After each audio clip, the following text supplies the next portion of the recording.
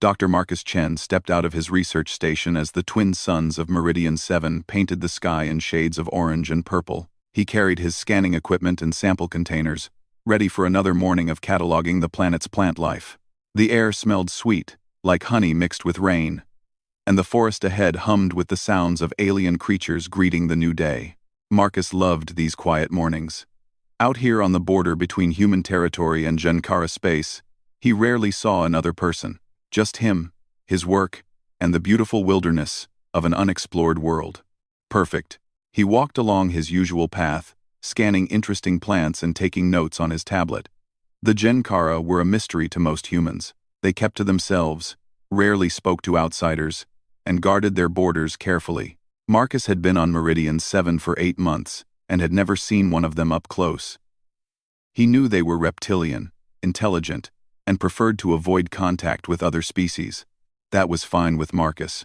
He was here for the science, not politics. He stopped to examine a cluster of blue flowers when he heard it. A small, weak sound. Almost like a kitten mewing, but not quite. Marcus froze, listening carefully. There it was again. Coming from near a fallen log about 20 meters ahead. Marcus approached slowly, not wanting to startle whatever creature was making that sound. As he came around the log, he saw it. A small reptilian being lay on the ground, barely moving. It was no bigger than a house cat, covered in scales that should have been shining, but instead looked dull and gray. The creature's breathing came in short, desperate gasps. Its eyes were closed, and its tiny body trembled. Marcus recognized the scale pattern immediately. This was a Jankara hatchling. His heart began to race. This was a child. A sick child. Alone.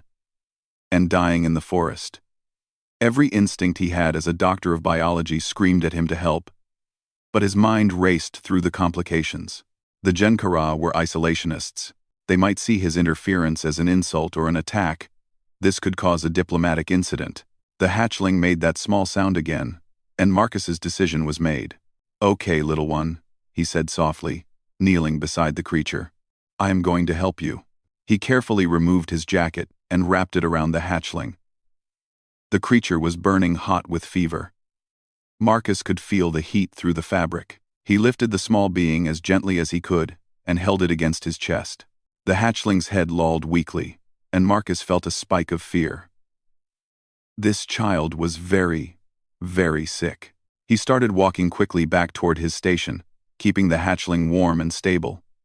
As he walked, he noticed movement in the trees to his left.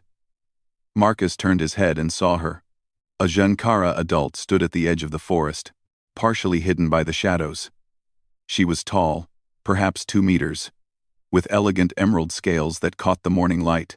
Her body was humanoid but distinctly reptilian, with a long tail that moved slowly behind her like a serpent. Her eyes, large and golden, were fixed on Marcus and the hatchling in his arms. Marcus stopped walking. "Hello," he called out gently. "This little one is very sick. I am a doctor. I want to help. Please, come with me where it is warm.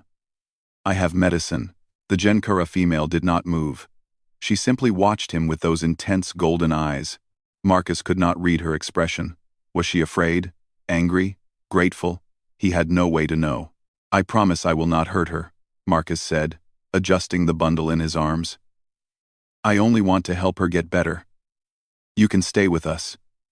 You can watch everything I do." Still, the female did not approach. She took one step backward, deeper into the shadow of the trees, but she did not leave. She was watching, waiting. Marcus made a decision. "I am going to my station now. The door will be unlocked. You can come inside whenever you feel safe. I will take care of your little one."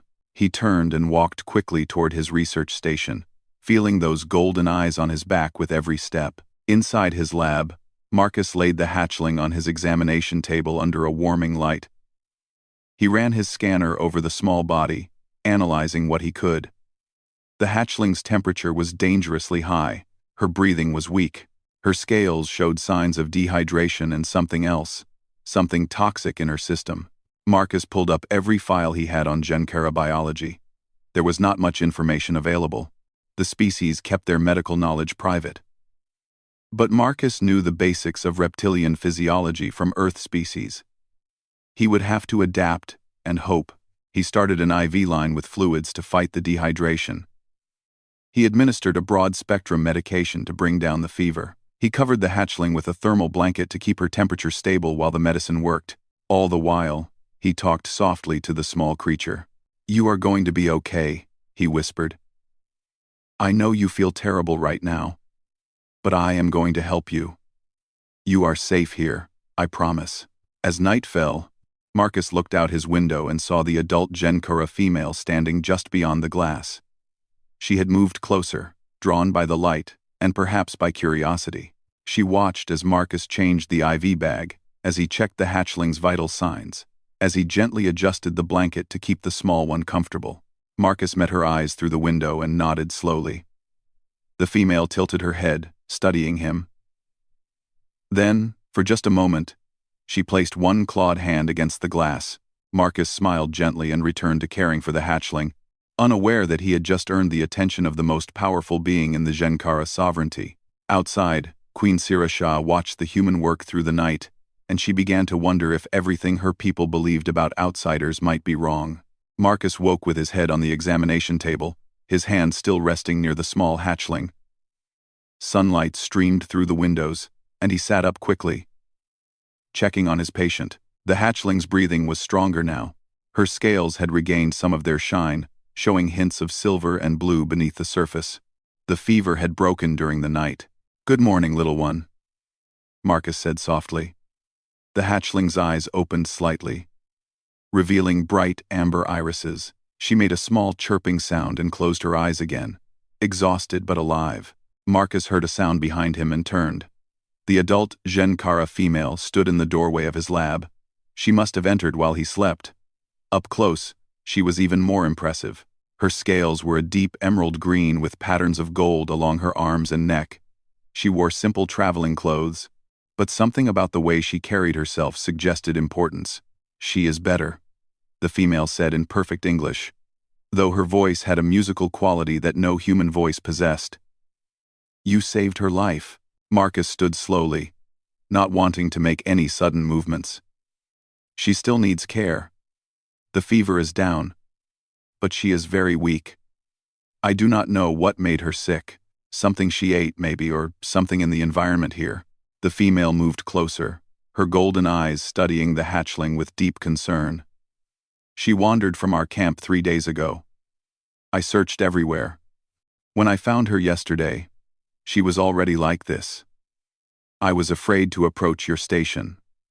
My people have taught me that humans cannot be trusted with Genkara lives."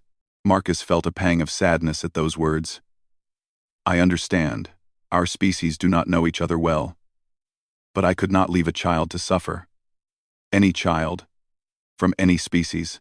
The female looked at him for a long moment. "My name is Sira. The hatchling is called Spark Inara, but we may call her Spark." "I am Marcus," he replied with a gentle smile.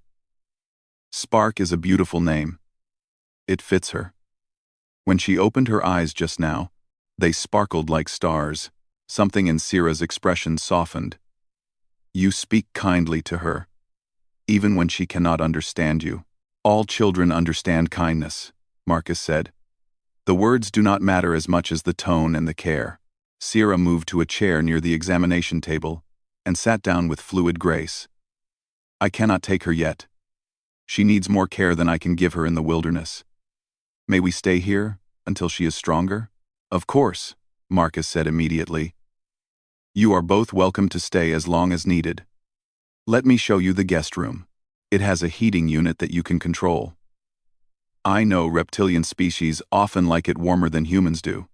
As Marcus prepared the guest room, he noticed how Sira watched his every movement. She seemed fascinated by the smallest things, how he arranged the blankets, how he brought water and food, how he spoke to her with respect but without fear. He wondered what stories the Genkara told about humans.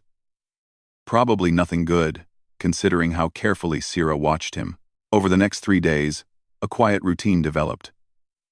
Marcus cared for Spark, monitoring her recovery and slowly introducing small amounts of food.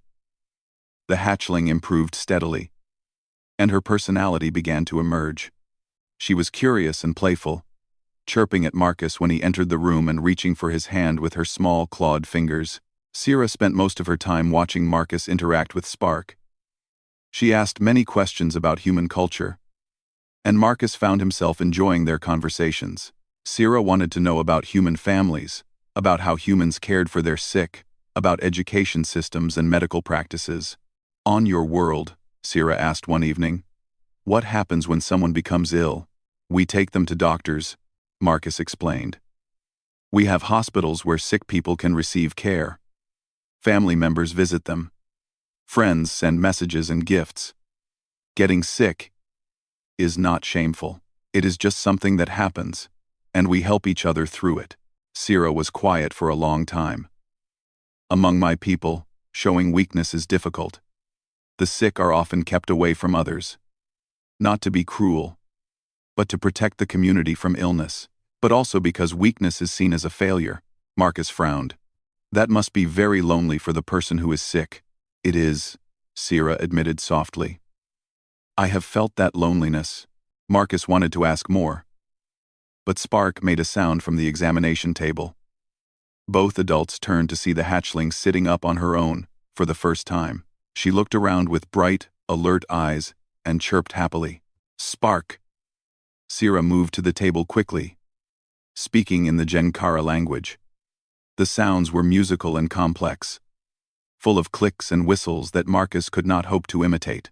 Spark responded with her own chirps and reached for Marcus. The human doctor stepped closer, and the hatchling grasped his finger with surprising strength. She looked up at him and made a purring sound. She likes you, Sierra said, and Marcus heard something complicated in her voice. She has bonded with you. This is unusual.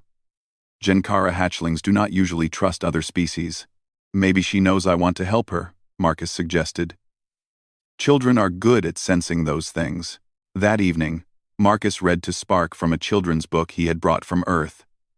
The hatchling could not understand the words, but she listened to the rhythm of his voice and looked at the colorful pictures. Sierra sat nearby, listening as well.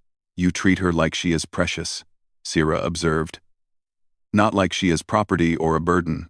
She is precious, Marcus said simply. All children are. They are the future, right? They deserve protection and love and care. That should be true everywhere. For every species. Sierra touched her communication device thoughtfully. You speak of things that my people have forgotten. Or, perhaps never knew.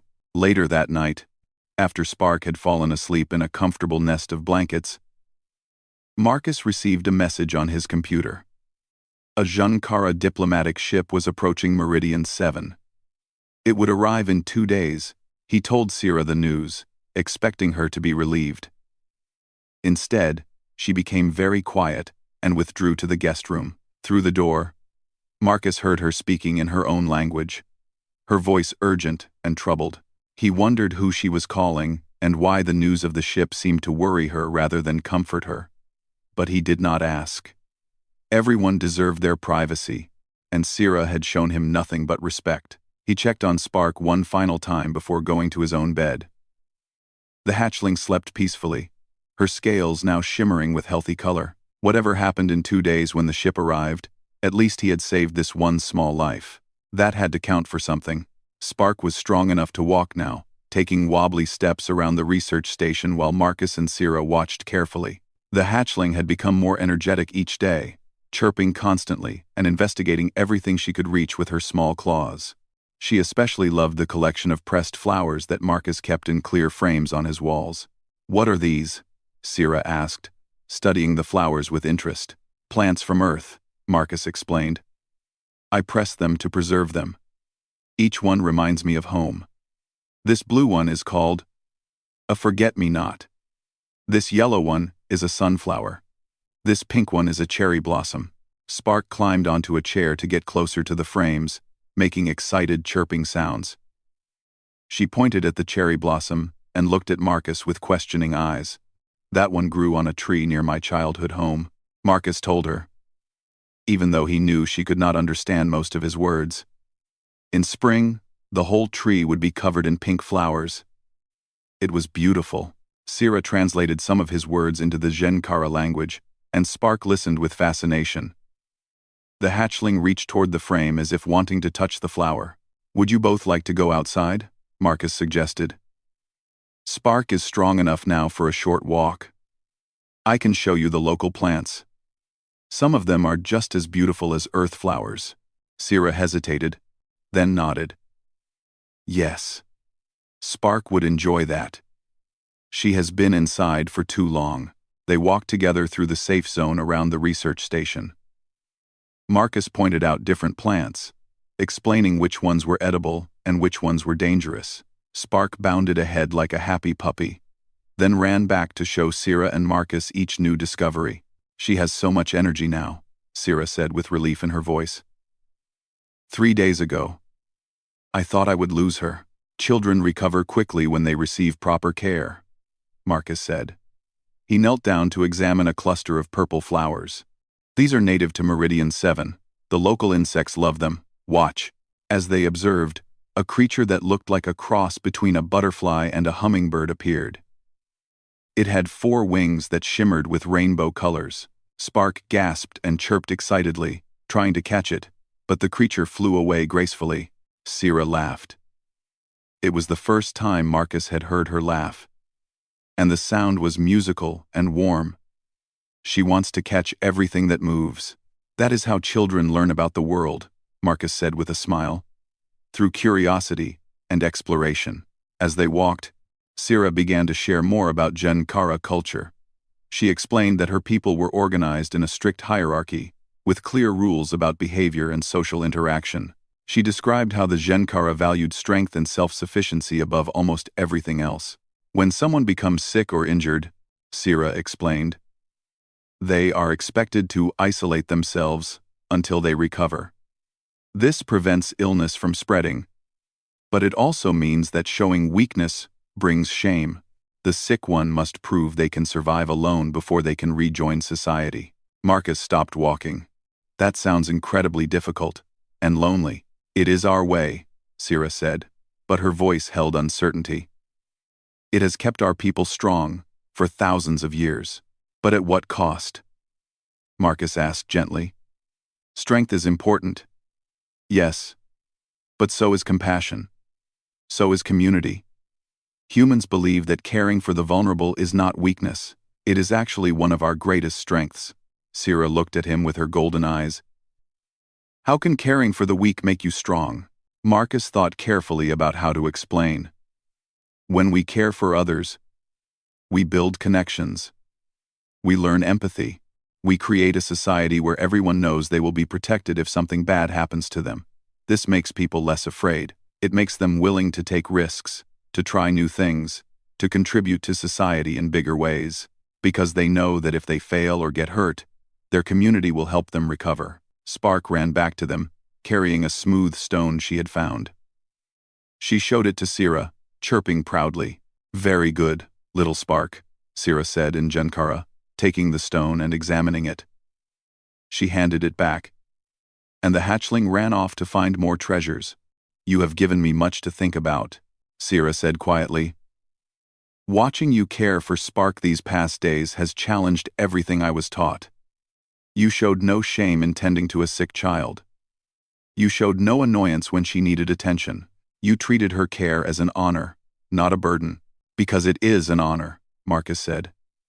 "Every time we help someone, we make the universe a little bit better. We prove that kindness exists. That matters." They sat on a fallen log while Spark explored nearby. Sira was quiet for a long time, watching the hatchling play. Finally, she spoke again. "Marcus, there is something you should know. I have not been entirely honest with you about who I am." Before she could continue, Marcus's communication device beeped. He checked the message and looked up at Sira. "The diplomatic ship is arriving tomorrow morning," he said. "They will land here at the station instead of at the main colony. That is unusual. Sira's expression became conflicted. She opened her mouth to speak, then closed it again. Spark ran back to them. Tired from her exploration, she climbed into Marcus's lap and curled up, making sleepy sounds. Marcus stroked her scales gently. You wanted to tell me something? Sira watched him holding Spark with such care. Tomorrow, when the ship arrives, you will learn the truth about who we are. I want you to know that I hid my identity not to deceive you, but to test something. Test what? Marcus asked, confused. I wanted to see how you would treat a Junkara child when there was nothing to gain from it. No political advantage. No reward, just a sick hatchling who needed help. Sira's voice was soft but intense. I needed to know if humans were capable of genuine compassion, or if the stories my people tell about your kind were true. Marcus felt a chill run down his spine. What stories? That humans only help others when it benefits them. That human kindness is always a mask for selfish intentions. That your species cannot be trusted. Sira met his eyes. I was taught these things from childhood, but watching you with Spark has shown me something different. Spark made a sleepy chirp and tightened her grip on Marcus's shirt. I would have helped her regardless of what species she belonged to, Marcus said firmly. That is what being a decent person means. You help because it is right, not because you expect something in return. Sira nodded slowly. I know that now. Tomorrow, when you learn who I truly am, I hope you will understand why this test was necessary. And I hope you will forgive me for the deception. Marcus wanted to ask more questions, but Spark had fallen asleep in his arms. He stood carefully, carrying the hatchling back toward the station. Sira walked beside him, and Marcus noticed how she moved with a grace that seemed almost royal. He wondered what tomorrow would bring, and why Sira seemed both hopeful and afraid of the truth being revealed. Marcus woke early the next morning, nervous about the arrival of the diplomatic ship. He prepared breakfast for himself and his guests, making sure Spark had her favorite food ready. The hatchling had developed a love for a particular fruit that grew near the station, and Marcus had collected several for her. Sira was already awake, standing by the window and looking out at the sky. She wore the same simple traveling clothes, but something about her posture seemed different. More formal. More distant. Are you all right? Marcus asked. I am preparing myself, Sira said without turning around. Today will change many things. Before Marcus could ask what she meant, a shadow fell across the station. He looked up and saw a massive ship descending from the sky. It was not a small diplomatic vessel. This was a warship, easily 10 times the size of any human ship Marcus had ever seen. Its hull was decorated with intricate patterns that gleamed like jewels in the morning sun. That is a very big ship, Marcus said, his mouth suddenly dry. The ship landed in the clearing outside the station with surprising gentleness for something so large. Marcus watched as a ramp extended from its side. Figures began to emerge, and Marcus felt his confusion grow with each new arrival. Warriors in ceremonial armor marched out first, carrying weapons that looked more decorative than functional.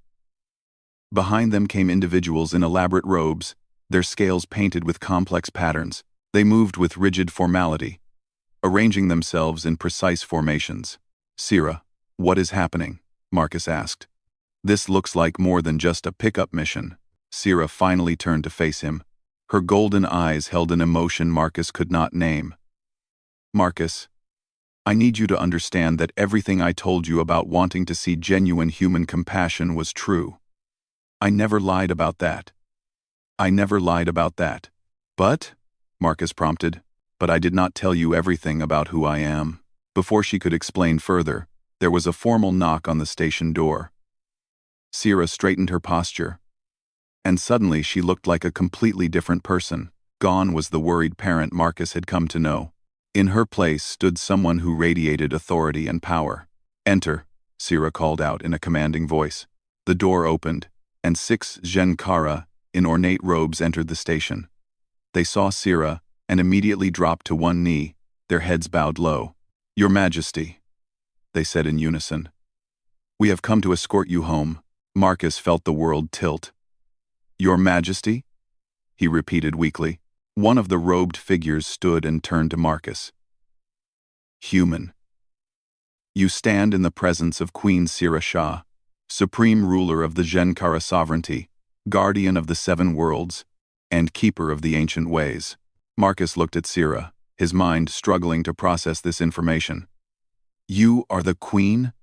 The queen of the entire Genkara species? Sira met his eyes. Yes. And Spark? Marcus asked, though he already knew the answer. Princess Spark Inara, fourth in line to the throne. Marcus sat down heavily in his chair. His hands were shaking. He had been treating the most powerful being in Genkara space like an ordinary person. He had offered her his guest room. He had shared his simple meals with her. He had spoken to her casually, as a friend. I am going to be in so much trouble, Marcus muttered. To his surprise, Sira smiled. It was a sad, small smile. You see? This is exactly why I hid my identity. If I had told you who I was when we first met, would you have treated Spark the same way? Marcus thought about it honestly. I would have been terrified. I probably would have been too scared to even touch her. I would have worried about causing a diplomatic incident with every move I made. Exactly, Sira said softly. I would have seen your fear, your careful political behavior. I would never have known if humans were truly capable of compassion, or if you were simply good at pretending when it served your interests. One of the advisors stepped forward, his scales a deep purple with silver markings. Your Majesty, we must return immediately. The Council is concerned about your safety. This human could have harmed you or the princess, but he did not, Sira said firmly. He saved Spark's life, when he could have ignored her. He welcomed me into his home, when he could have turned me away. He treated us with kindness and respect, asking for nothing in return. Another advisor spoke up. Your Majesty, with respect, we cannot base diplomatic policy on one human's actions. This could have been an elaborate trap. Marcus stood up, finding his voice despite his shock. It was not a trap. I am just a scientist. I study plants. I had no idea who they were. I just saw a sick child who needed help. The purple-scaled advisor looked at Marcus with cold eyes. And now you know who they are. What will you do with this knowledge? Sell it to your government? Use it for personal gain? I will do nothing with it, Marcus said, meeting the advisor's stare. Because it does not matter who they are. Spark was a sick child who needed medicine. Sira was a worried mother who needed support. Those were the only things that mattered to me. Spark, who had been sleeping in her nest of blankets, woke up at the sound of raised voices. She climbed out and ran to Marcus, wrapping her small arms around his leg and chirping nervously. She looked at all the strange Genkara in their formal robes and armor, and she pressed closer to Marcus for protection. The room fell silent. Every Genkara present stared at the princess, clinging to a human for comfort instead of going to her own people. Sira's voice was quiet but clear. Do you see? This is what I learned. This human gave my daughter something she never received from our own society. He gave her unconditional care, no judgment for her weakness, no shame for her illness, just pure, simple compassion. The lead advisor bowed his head. Your Majesty, what do you wish to do? Sira looked at Marcus for a long moment. Then she turned to her advisors and spoke with absolute authority. I wish to call an emergency council session. I am proposing a complete reform of our medical practices and our treatment of the vulnerable. Furthermore, I am requesting a formal cultural exchange program with humanity. The advisors looked shocked. One of them stammered, Your Majesty, such a thing has never been done. We do not share our culture with outsiders. Then it is time we started, Sira said. And I want Marcus Chen appointed as the first human ambassador to the Genkara court. Marcus felt his knees go weak. I am sorry. What? Sira walked over to him. Spark was still clinging to his leg, and Sira gently stroked her daughter's head.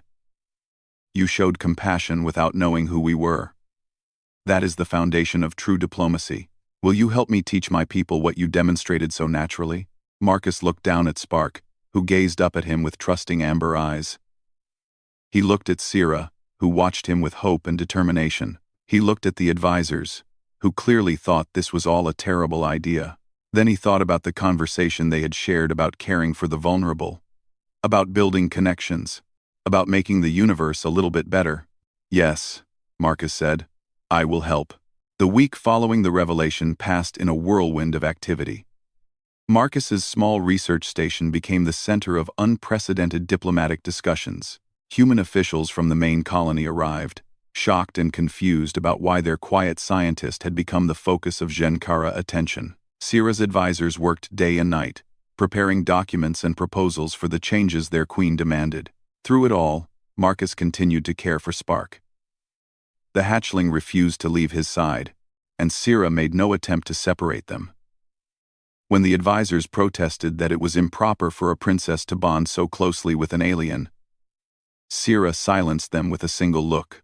My daughter knows who makes her feel safe, the queen said firmly. I will not punish her for recognizing genuine kindness. Marcus sat in his lab one evening, reading to Spark from an Earth storybook. The hatchling was curled up in his lap, listening to his voice even though she understood few of the words. Sira entered quietly and sat down nearby. The council has agreed to my proposal, she announced. Marcus looked up, surprised. All of it? Most of it, Sira corrected with a slight smile. They agreed to the medical reforms. Caregivers will now be honored rather than hidden. The sick will receive community support instead of isolation. It will take time to change old ways of thinking. But we are beginning. That is wonderful, Marcus said sincerely. It will help so many people. They also agreed to the cultural exchange program, Sira continued. But there were conditions. Many of my advisors still do not trust humans. They believe you are an exception, not an example of your species, Marcus nodded. I understand their concern. Our species do not know each other well. Trust takes time to build. Which is why your role will be so important, Sira said. You will not just be an ambassador, Marcus. You will be a teacher. You will show my people what healthy compassion looks like. How to care without shame. How to build connections across differences. Spark made a sleepy chirp and adjusted her position in Marcus's arms. He stroked her scales gently, and she purred with contentment. What if I fail? Marcus asked quietly. What if I say the wrong thing or do something that offends your people? I am just a plant scientist. I do not know anything about diplomacy or politics. Sira leaned forward, her golden eyes warm. You know the most important thing.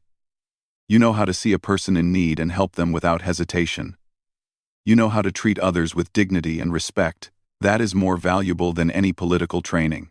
Over the next few days, preparations were made for Marcus to travel to the Genkara homeworld. He would live in the royal palace, learning about Genkara culture while teaching them about human values. It was both exciting and terrifying. His colleague, Dr. Yuki Tanaka, visited from the main colony. She stared at Marcus in disbelief. You do realize that you are making history, right? No human has ever been invited to the Genkara homeworld. No outsider has ever been trusted with a member of their royal family. I know, Marcus said, feeling the weight of that responsibility. I keep thinking about all the ways this could go wrong. Yuki smiled and put a hand on his shoulder. You saved a child's life, Marcus. You showed kindness to strangers. You treated a queen like a person.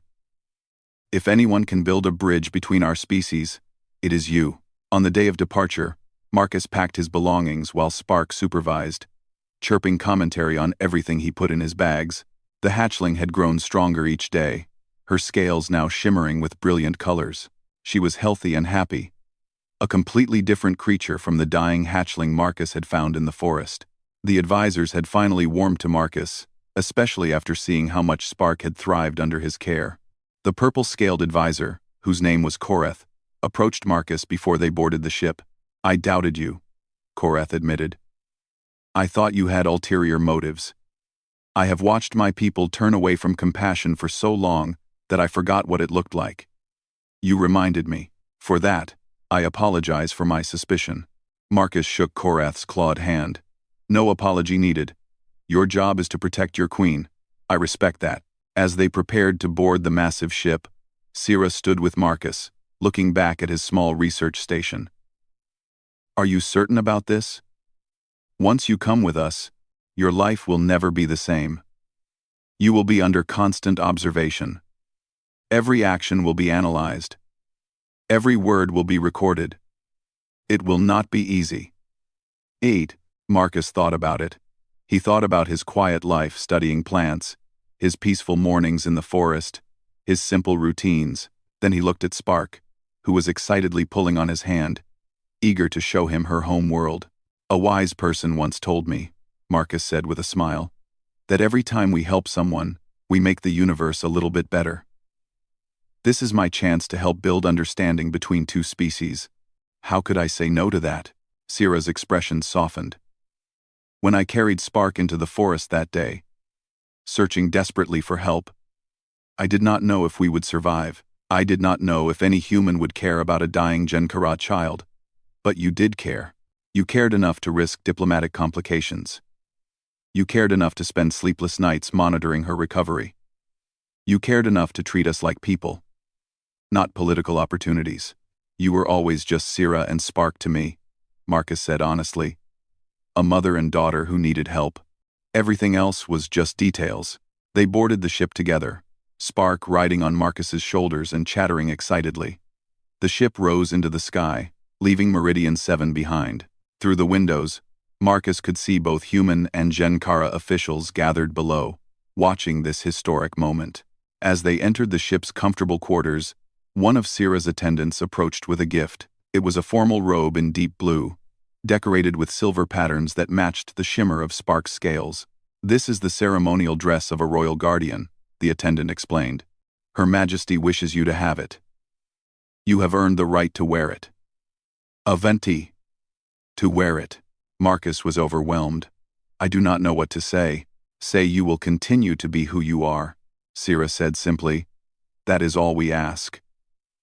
Be the person who stopped in the forest to help a dying child. Be the person who offered shelter without knowing who we were. Be the person who believes that compassion makes us stronger, not weaker. Spark climbed down from Marcus's shoulders and took his hand.